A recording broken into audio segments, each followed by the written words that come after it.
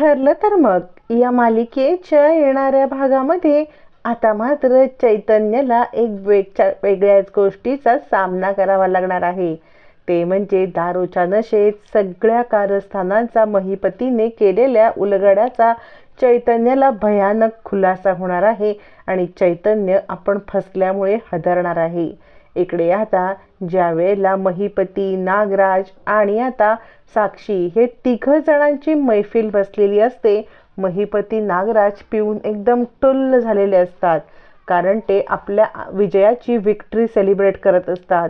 कारण अर्जुनला एकटं पाडल्यामुळे, अर्जुनसारखा देव माशाला आपल्या जाळ्यात ओढल्यामुळे, चैतन्यसारख्या चिल्लर माशांना मीठ मसाला लावून भाजून खाल्ल्यामुळे त्यांना स्वतःला वाटतं की आपण आता सगळं जिंकलोय.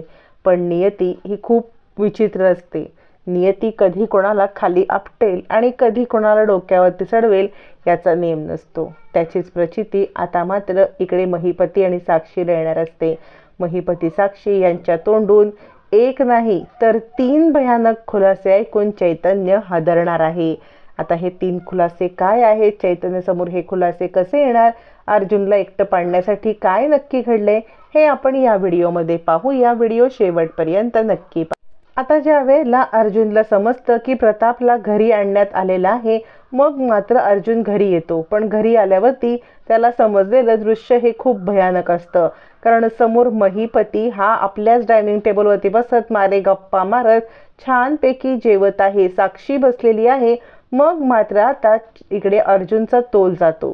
तो आता महिपतीला बेदम मारतो आणि घरातून हकलून लावत असतो. त्याच वेळेला पडणाऱ्या महिपतीला सावरत आता चैतन्य येतो आणि अर्जुन काय चाललंय तुझं, यावरती आता मात्र प्रताप येतो आणि अर्जुनच्या एक सणसणीत थोबाडीत देतो.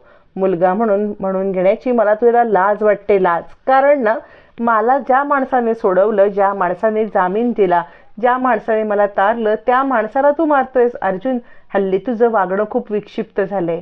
आता मात्र प्रतापने मारल्यामुळे सगळ्यांना जबरदस्त धक्का बसतो. कारण या सगळ्यामध्ये प्रतापने आत्तापर्यंत अर्जुनच्या अंगावरती कधी हात उचललेला नसतो. पण आजच्या घडीला प्रतापचं वागणं सगळ्यांनाच खटकतं. तोपर्यंत कल्पना म्हणते, काय करताय, तरुण मुलावरती हात उगारताय. प्रताप म्हणतो, तरुण मुलाने कसं वागायचं, बापाला सोडवण्याच्या ऐवजी बापाला ज्याने सोडवलंय त्या माणसाला घराबाहेर काढतोय. याला माहिती आहे का, महिपत शिकले यांनी स्वतःची तब्येत बरी नसताना सुद्धा इकडे आले. त्यावेळेला चैतन्य सांगतो, हो, इतकंच नाही तर महिपत काकांची तब्येत बिघडायला कारणीभूत सुद्धा अर्जुन आहे. कारण अर्जुनने तिकडे येऊन महिपतीवरती म्हणजे अण्णांवरती हल्ला केला होता.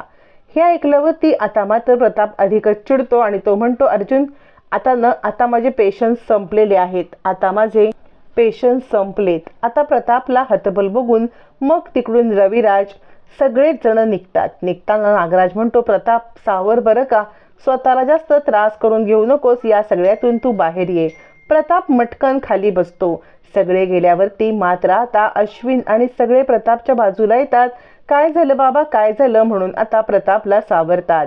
आता अर्जुन एकदम धक्क्यामध्ये असतो. अर्जुन म्हणतो, मला तुमच्याशी महत्त्वाचं बोलायचं आहे. प्रताप म्हणतो, बास झालं, बाहेरच्या लोकांसमोर जी शोभा केलीस ना ती बास झालं.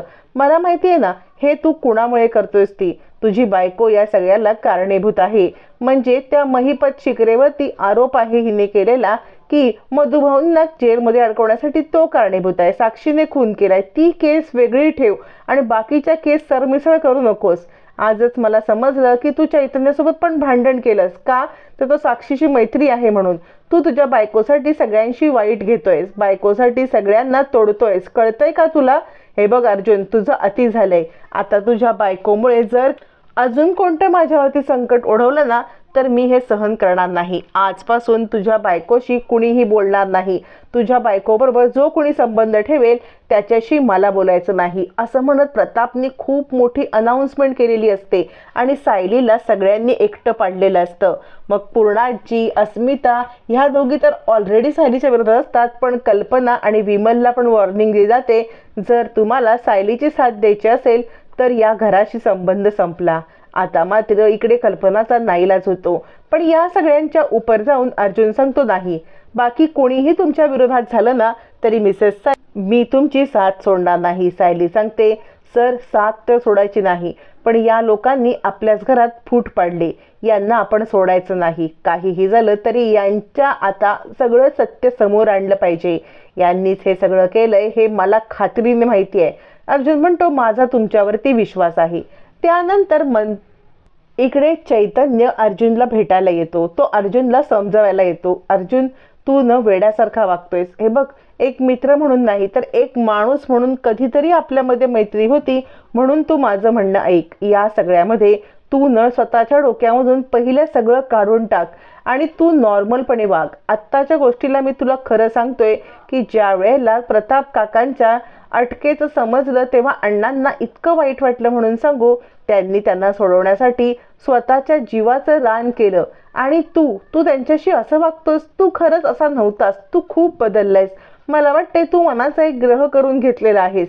यावरती आता मात्र अर्जुन म्हणतो, बोल, तू सुद्धा सायलीला दोष दे. तुला पण असंच वाटतं ना की सायलीने मला काही भरवलंय, मी तिच्यासाठी हे सगळं करतोय. चैतन्य म्हणतो, नाही, सायली वहिनी असं काही करतील असं मला वाटत नाहीये, पण तू उगाच गैरसमज करून घेतलायस. अर्जुन म्हणतो, तुझं ज्ञान तुझ्याकडे ठेव. तुला जर का त्या साक्षी आणि महिपतीवरतीच विश्वास ठेवायचा आहे तर मला तुझ्याशी काही बोलायचं नाही.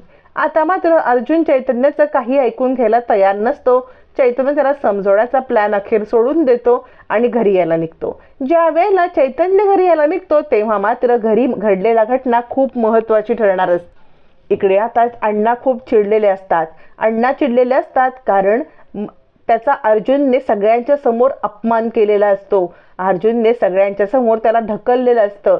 सगळ्यांच्या समोर चोर आहेस तू, गुंड आहेस असं म्हटल्यामुळे इकडे अण्णा खूप चिडलेले असतात, हातात बंदूक घेऊन. ते म्हणतात, बाद झालं, नाटक गेलं खड्ड्यात, आता चांगुलपणाचं नाटक बाद झालं. आता मात्र त्या अर्जुनला डायरेक्ट गोळी घालून संपवतो. साक्षी म्हणते, अण्णा असं काय करताय? अण्णा खूप दारू प्यायलेले असतात.